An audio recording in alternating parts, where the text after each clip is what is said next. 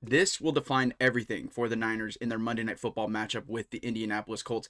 And not only are certain factors going to be an indicator of what game we're likely going to get, but also could set realistic expectations for how the Niners are going to perform in their final two matchups that will directly impact where they stand in the NFC playoffs. We're going to break that all down for you on this episode of Niners Digest. My name is Ethan Galbraith. Make sure to subscribe to the channel because we noticed over 97% of you haven't done that yet. It's free to subscribe. Make sure you do so you don't miss any Niners updates because we're going to give you everything we got, including the three factors that you need to know about before the Niners Monday Night Football matchup with the Colts. Here we go. The final three important games of the regular season. Couldn't matter any more to any other team than the Niners. No longer, though, will these matchups affect if they get into the playoffs or not, because at the time of this recording, the Detroit Lions lost to the Pittsburgh Steelers today. So the Niners are officially in the playoffs. They have clinched a spot. Now it just depends where they will end up. They can still finish as high as the number one seed if they win out, and it starts this Monday versus Indianapolis. So there are three factors that I want you to pay attention to for this game that I really think will make or break a win or a loss, to be honest. And it starts with the Niners injury report. I've been talking about this all week. I've been implying that the cavalry was coming back, and to an extent there is. If you look at the Niners final injury report, there's a lot of full participations and a lot of good to goes from the Niners defense especially. The first one again I look at is Tatum Bethune. Sam Okawunu's coming back as well. Jordan Elliott was a full participant. All really good signs. And so this is obviously huge. And again, I've been talking about Tatum Bethune a lot recently. I'm very excited for him to come back. As long as Fred Warner's out, I think Tatum Bethune will continue to be a young rising star for the Niners defense. And he showed that before he got injured versus the Cardinals. So I don't expect that to change. He might need to shake a little bit of the rust off because he hasn't played in a month and some change. But with how the Niners have been playing on defense, solid so far, except, of course, the Achilles heel has been pressure and run game defense, as we saw in the Titans game last week. I think adding Tatum Bethune back into the defense is going to be a huge element for that. But of course, it's not perfect. If we look further down the list, there are some notable outs. Curtis Rourke, the quarterback, expected to be out. But if you look at the first out on the list, you have cornerback Renardo Green. Now, Renardo Green is dealing with a neck injury. Of course, you want to take that seriously. So in his place, the Niners are expected to start cornerback Darrell Luter Jr. So this is another position matchup that I want you to look out for this game. Again, tying back to the injuries. The Colts passing game has been still a lot of question marks around it. Of course, I'll talk more about that later, but they do have weapons on that offense. So having Darrell Luter Jr. out there, I think he's ready for this moment. He has gotten reps already. So it'll be interesting to see how he plays in this situation. But going back to the injury report one more time, of course, Yetur Gross-Matos is out as well, or he's questionable at the time of this recording. So still up in the air if he's going to play. It'll likely be a game time decision if he plays or not. But again, getting Sam Okawunu back and Jordan Elliott back, those are two big pieces for that defensive line. Should be a huge boost, especially to a defense that has, again, struggled with getting consistent quarterback pressure. But of course, a big one is Ricky Pearsall, the wide receiver. After having a great game versus the Titans, battling through injury, he's just not going to be good to go for this matchup. And so it's a bummer, obviously. I think there's no other way to describe it. It's been a frustrating season. I mentioned that previously for Pearsall, for the team, for the fans, because everybody knows that he can be a great receiver, and he just hasn't had the ability to because he hasn't been healthy. So you're just hoping that he stays healthy or he gets healthy in time for the postseason and maybe even these final two games after the Colts game, because the Niners are really going to need him. But for now, I want to talk about the second factor for the Colts game specifically, and that is directly ties into Pearsall's injury, which is the passing game. The Niners have got to sling the ball downfield. Of course, Brock Purdy has been playing great in the past few games, and without Ricky Pearsall, it's a big hit to the receiver core, of course, but there's still a lot of weapons on this team. Of course, Christian McCaffrey leading the team in receiving yards has kind of overshadowed the fact that the Niners, despite all of their injuries in the wide receiver room, have a really strong group of guys. Kendrick Bourne is almost at 500 yards. I fully expect him to hit 500 in the Colts game tomorrow. Juwan Jennings played great. He just came off a 2-touchdown performance versus the Titans. And George Kittle has just been stacking good games on good games.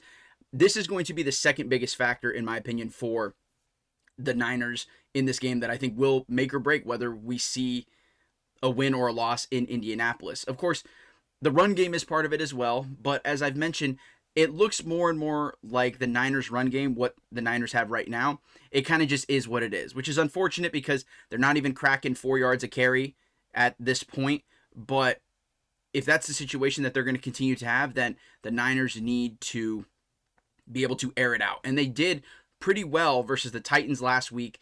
So if they can keep doing that, then it should be a fun game for the Niners offense. But again, I want to talk about how, again, the injuries have been an issue, but the receiver room and George Kittle, of course, can't forget about Kittle. This is going to be a huge game for them because the Colts are missing some important players as well. The Colts practice injury report is even longer than the Niners, actually, and they're missing some very crucial players that play directly into the Niners doing well in the passing game.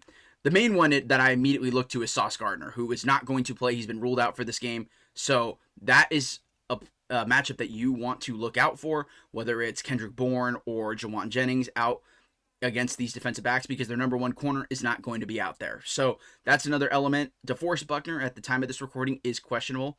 The former 49er, might I add. It's still up in the air if he's going to play, but he has been getting better. He just did not practice on Saturday. So the Colts are missing some important players as well, and that goes back to my first point about injuries, but more so with Sauce Gardner's injury ties into the Niners' ability to play to throw the ball very well. This is going to be a good opportunity for them to do that. And I know that you're playing on the road against the Colts. You're in a hostile environment.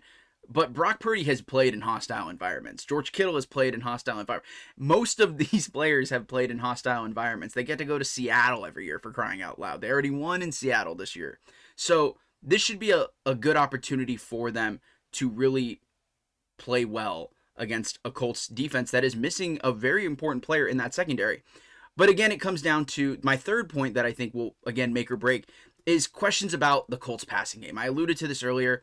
Phillip Rivers is out of retirement. I think this is one of the biggest stories of the NFL in a season where, honestly, we get crazy stories every week. And yet this one stands out because, of course, Rivers hasn't played in 5 years.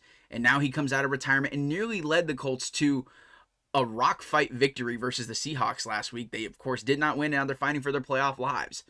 So Phillip Rivers is kind of a wild card. Of course, he's in his 40s. He's been retired for multiple years, so he's not in prime shape anymore. But the Niners can't take their foot off the gas because of that. And I think, again, with the question marks around Colts quarterback play with Rivers, this is a great opportunity for the Niners to announce themselves on the stage as an improved defense, because it's not only just Rivers. Part of this third point is, I guess, the Colts offense as a whole, because they got Jonathan Taylor, for crying out loud. And Jonathan Taylor has been an MVP candidate. He just loves finding the end zone. Can't blame him.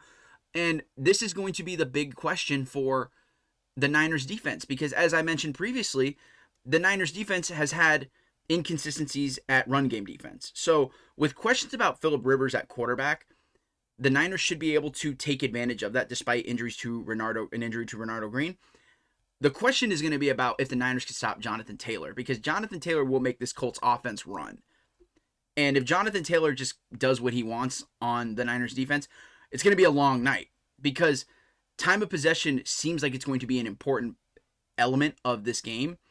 If Jonathan Taylor just keeps getting the ball and running for 5-6 yards a carry, the Niners just aren't going to get off the field. And that's going to be a huge issue. I think the Niners can get this victory if they're able to control time of possession and not even just have the majority time of possession, but just don't let the Colts get the majority time of possession. Don't let the Colts hold the ball for 35, 40 minutes, because the Niners offense needs opportunities. I think they will get their opportunities and they will take advantage of them, but they need to get them first. So my final thoughts are this. It's going to be an interesting game, definitely. Of course, Phillip Rivers is playing in 2025 against the Niners. It couldn't get any more interesting, even if you tried. But with all of that to say, the Niners are getting a lot of important defensive players back. They are missing a big wide receiver, but the Colts aren't healthy either. This is a great opportunity for the Niners to stack another win and get ready for, without looking ahead, getting ready for now your playoff run. You're going to get into the playoffs. But if you win out, it starts here. You get a chance at the number 1 seed. So I'm confident that the Niners can get this done in Indianapolis. It'll be interesting to see, again, how it plays out because the Colts, 2 words, Jonathan Taylor. If he goes off, the Niners are in for a long night. So it'll be interesting to see. But for now, that's all we got for this episode of Niners Digest. Thank you again so much for watching. We'll keep you posted on how the game plays out. Do the Niners win? Do the Niners lose? How did they win and how did they lose? But I think these 3 factors will be crucial. Anyway, that's all for this episode. Thank you again so much for watching. My name is Ethan Galbraith, and we will see you in the next video.